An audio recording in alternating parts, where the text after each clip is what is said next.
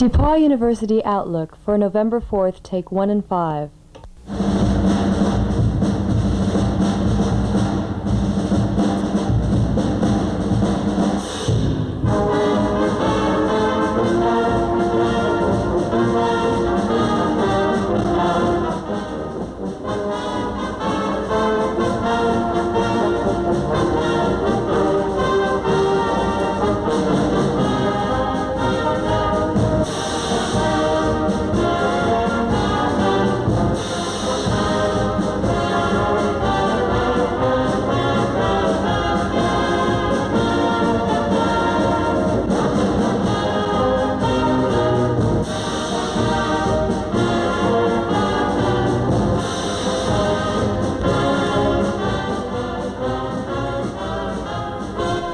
In cooperation with the Public Affairs Department of WTHI-TV, the television workshop of DePauw University presents Outlook. A series of programs presented throughout the academic semester, Outlook endeavors to examine aspects of life on the DePauw campus. Today on The Homecoming, we will be talking to 4 alumni of DePauw about what DePauw has meant to them and what a DePauw education has done for them in their careers. On our show today, we will be talking with Norman Knights, class of 44, and Sharon Hammond, class of 73, both of Greencastle. Also, Darrell Felling, class of 69, and Dr. Robert Puckett, class of 57, both of Terre Haute. Today on Outlook, we would like to reflect for a moment in honor of our alma mater and the tradition which surrounds her. We know DePauw only as she is today, and though we are often unmindful of the great men and women before us who lived to distinguish the name of DePauw, we would like to honor them and DePauw today on The Homecoming. And now, to introduce our hostess, our alumni, is our hostess, Sheila Horn. Hold that one.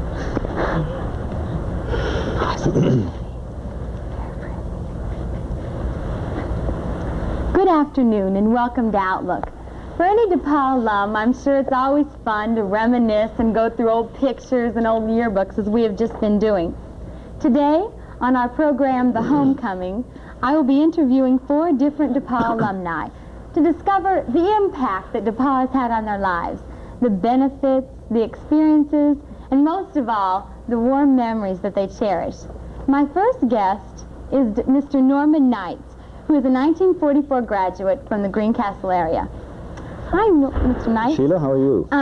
What did you study while you were at DePauw? I studied a lot of things, Sheila, but if you meant what did I major in, I majored in economics. Okay. Now, when you took these classes, are there any professors or classes that you remember now? I've been having fun going through this old mirage and seeing some pictures of my old professors when they were young, but the list is almost endless of people I remember who, interestingly enough, still influence my lives. I find myself asking, is this how Dr. Hickson would write this paragraph, or something of this sort, you know. Are there any that are still here, if you don't mind me asking? I might, yes, there are lots of them around, 2 or 3. Is Dr. Gerald Warren? Dr. Gerald Warren, who's head of the economics department, was a professor when I was a student. I had a course under him, a very fine one. He's going to retire this year. Did you know that? Now, you didn't have to bring that up. He could have said he had about 20 more years to go. Did you have any relatives or anyone that you knew that influenced you to go to In fact, I was the college? first in my family, I think, ever to go to college. That influenced me or that went to college? No. Both. They all influenced me, but I was the first one in my family to it. Well, I guess my brother went ahead of me, but he didn't come here. He to DePauw. He went to Northwestern. Well, how did you pick DePauw? How did you come there? I guess largely because I had a rector scholarship, which was one of the things that was DePauw was so famous for back in those days. What's happened since graduation? What are you doing now? Where have you gone? Well, I grew up in Chicago, but I call Greencastle home now, Sheila. I left DePauw and I studied in graduate school and lived in New York and Wisconsin and St. Louis and California, San Francisco. Were you married at the time? Yes, I married a DePauw girl, blind date that I met at DePauw. That can be a warning to all men about taking blind dates. It can lead to very serious consequences. But it's worked out beautifully. We have 4 lovely children. And I guess the fact that I have so many wonderful memories of my undergraduate years at DePauw and in Greencastle is in large measure, one of the reasons we came back to work at DePauw and live in Greencastle. I was going to ask you why you came back Yeah. to live in Greencastle. I had been in business many years, but I always had kind of a yen to get in academic work, and when an opportunity to develop at DePauw, I thought, boy, this is great. Definitely. So I came back. What are you doing now? What's your Well, occupation? I'm no longer with DePauw. I'm with Greencastle Federal Savings and Loan. I'm president of that, of the association in Greencastle.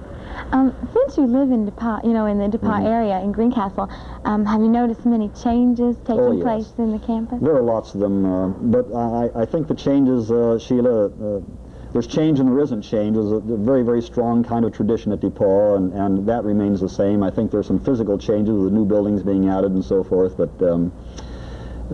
I find when I think of DePauw, I don't think so much of the physical aspects, but I think of the memories in terms of people and so forth. Definitely. I'm very proud of the fact, since I'm a DePauw graduate and I worked at DePauw, the kinds of success which so many graduates have had. I have a lot of fun telling my friends who think that a liberal arts education is sort of studying Greek or Latin, saying, do you know that within a fairly short span of time, DePauw had a Secretary of the Navy, it had the Chairman of the Federal Trade Commission, it had an astronaut, it had Bill Hayes, who was a very popular entertainer.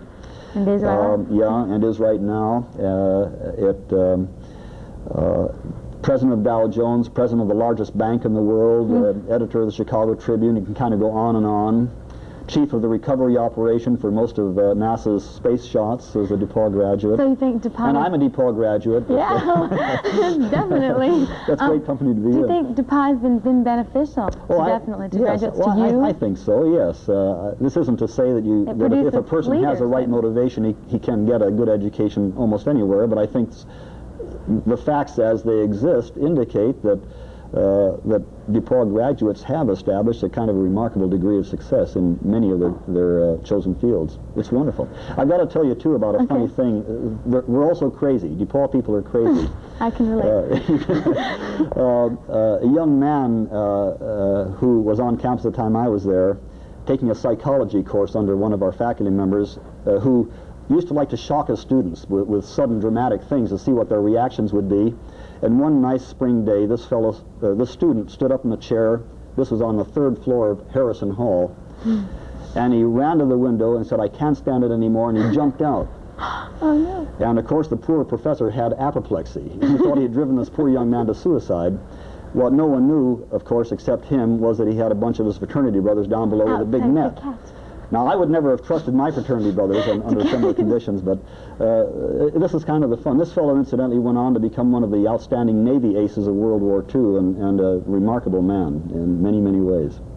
Right. So have you kept up with friendships as far as colleagues? Do you find you meet a lot of DePauw all over the country. This is what's so great about it. You can go to New York or California or anywhere, and you find DePauw graduates, and they are warm friends because while we were undergraduates together, we shared so much of common interest, and it's just a tremendous thing. Thank you so much for sharing with us, Mr. Knight.